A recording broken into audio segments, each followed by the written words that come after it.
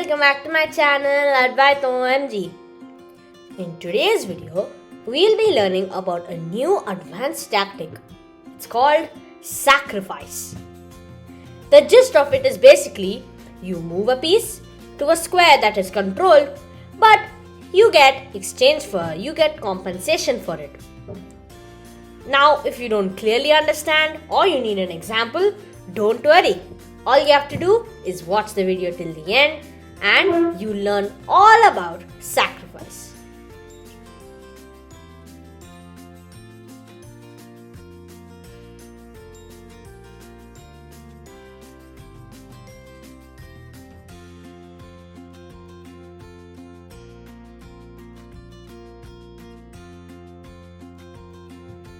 Alright, so here's the basic position that I have set up to teach you guys the gist of sacrifice. So, there are many types of sacrifices. There's the Greek gift sacrifice, a common one. Exchange sacrifices, less common. Decoy, moderately common. And also queen sacrifices, the most popular kind. Okay? So, basically, a sacrifice is moving a piece to a square that is controlled by your opponent. But if that piece is lost, you can get compensation. So basically it's like you lose a piece, but you get something in return. Okay? So here in this position, material is completely equal. Okay?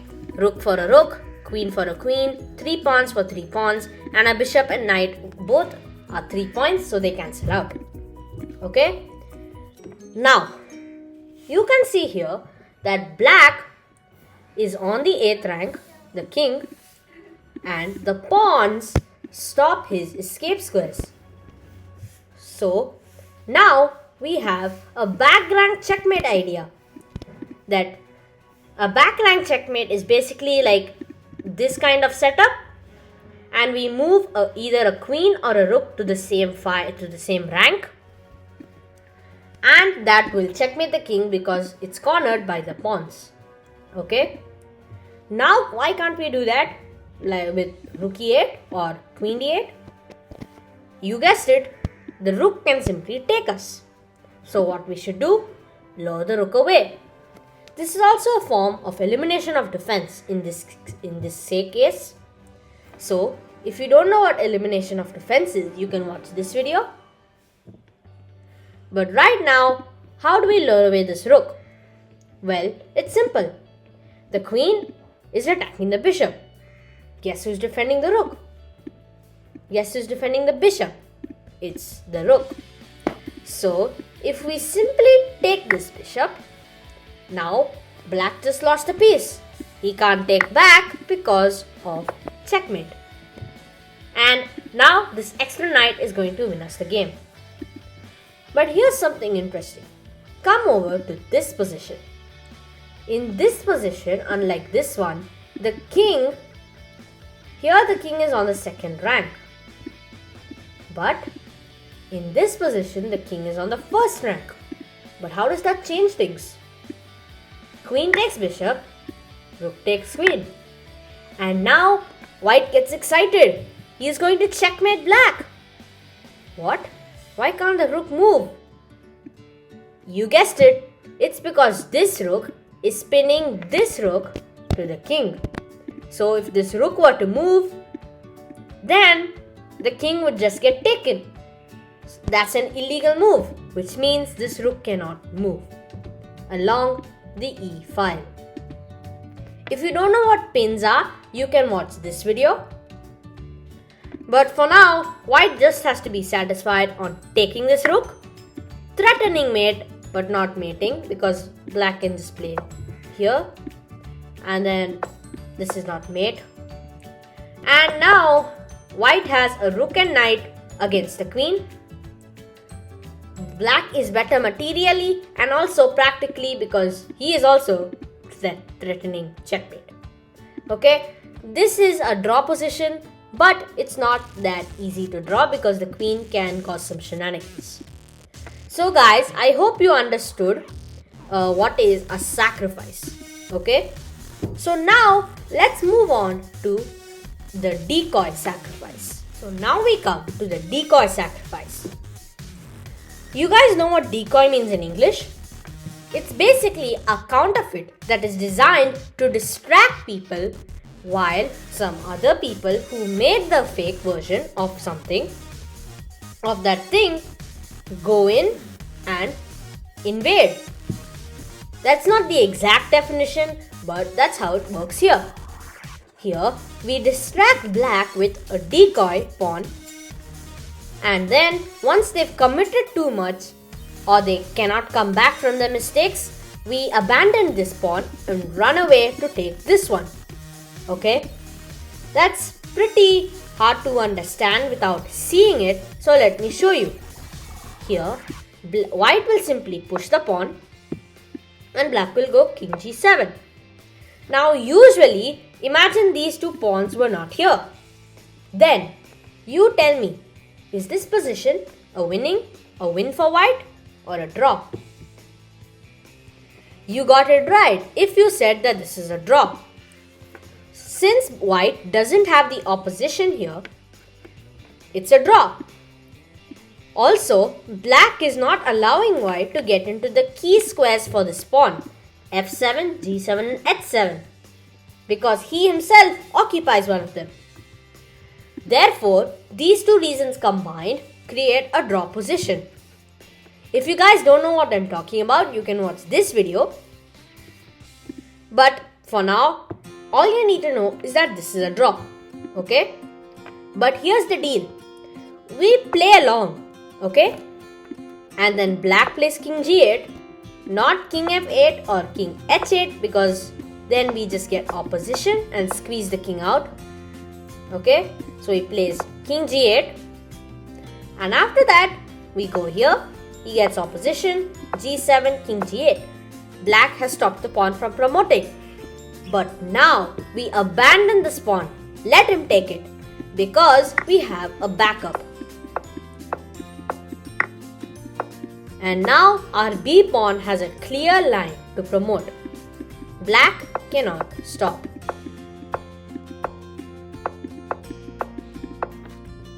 Game over.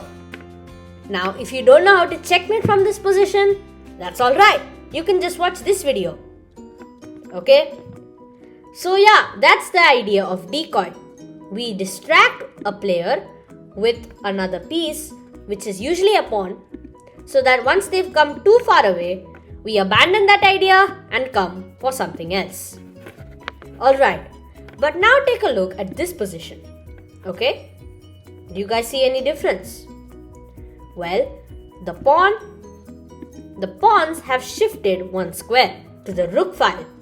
That is where the rook usually starts at the beginning of the game. Okay? This tiny change impacts the whole position. So, let's say we play the same moves. Okay? We play along and then we abandon this pawn. We just come for it. Now notice how black is just simply calmly following us. Okay? And now, once we take this pawn, bam! Black arrests us. We cannot escape the A file. And the A file is where our pawn is, which means we can't promote. So whatever we do, black will just follow us and not let us out. Okay? And if we can't go out, how will this pawn promote? Even if you try something like this to gain the opposition back, black will simply go up. It's important that you shouldn't come here, because then white will play here and defend these three squares and the pawn will promote. But he'll go here. Let white out for now, because once black enters the corner, there's no way to chase the king out of it, which means once again the pawn is blocked. Now whatever white does, black will just hang around these three squares and draw. If you guys want a clearer explanation of rook pawning endgames, then you can watch this video. Okay? So now, basically that's why this position is a draw and this position isn't. Anyway, I hope you now understand what the decoy sacrifice actually does. Now let's take a look at exchange sacrifices. Alright, in this position, white has cornered black's king. Uh-oh, what is black going to do? White is threatening mate now, and black seemingly has no way to stop it. He can't come here because the knight will simply take, and that's it. The king cannot move, the bishop can't do anything because it's on the wrong color. But there's only one way to save the game. What can black play? Well, seeing the theme is exchange sacrifice, you must know that the answer is taking the knight with the rook. Now, an exchange sacrifice is basically when you trade a higher value piece for a lower value piece to either eliminate a threat or you'll get compensation afterwards. In this case, we are trading the rook, a higher value piece because it's worth 5 points, for a knight, which is worth 3 points, a lower value piece. An exchange sacrifice also exists in the form of rook for a bishop or a queen for a rook. Okay? But anyway, in this position, we take the knight, and this is no longer mate because the king can just take. Now, even though black is down the exchange, white has a rook and black has a bishop, which is a 2-point deficit. It's fine because a rook and king versus a bishop and king is a theoretical draw.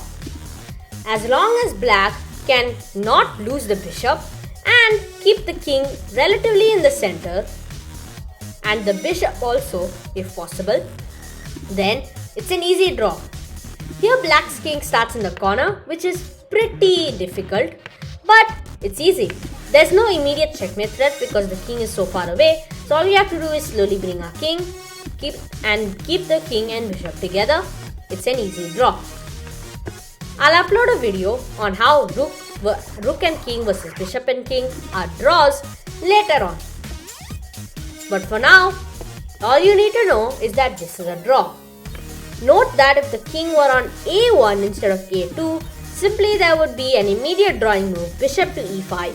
It's a fork and we win the rook. If you don't know what forks are, you can watch this video. Alright, so that's pretty much it for exchange sacrifice. But I'll give you guys one more position featuring a queen for rook exchange sacrifice. Alright, so here's the other exchange sacrifice puzzle that I created. So here, I'll give you some time to think about what black should play. Alright, so if you got time to think, then you probably would have realized that white is threatening checkmate on black here. It's a back rank mate, okay? And black's pawns are all stuck. This pawn can't move because of the bishop. This pawn cannot move because of the pawn.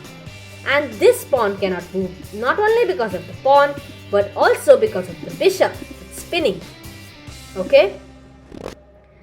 So, how can black stop this checkmate? Well, first you might think, it's easy. Just play bishop here. And now after rook comes here, we just take. Easy. But no, it's not that easy. Rook takes and checkmate. Okay? And so yeah, basically the only thing we can do here is queen takes a2.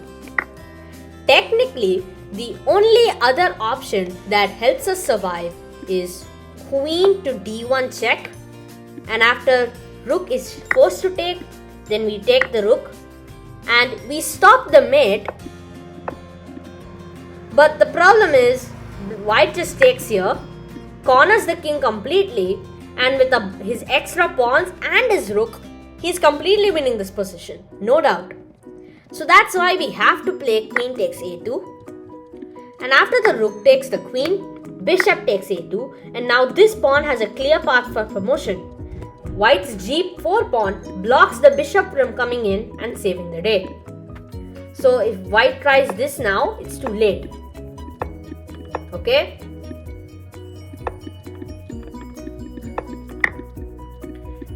Now I just the bishop up, and though these pawns look scary, our king is right here to stop them if needed.